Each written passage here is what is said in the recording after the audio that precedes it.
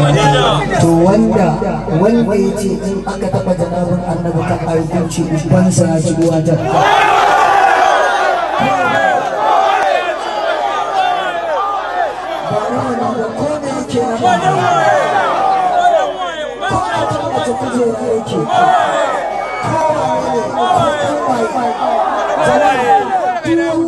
janabin annabi kawai shi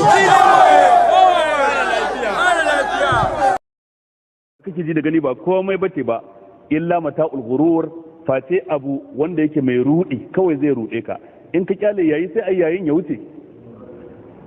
baka matsa kanka ba ka ce sai ka nemi kudin sata ko na rashawa ko na cin hanci kai ma dan ai yayi dan kada sa'anni su kere ka kyale su da kansu za su yi yayi kuma yayin ya zo ya wuce. Kana nan da ranka sai ai yayi 10 babu daya wanda yayi yayi 10 din in ka tambaye shi yayin mai da yayin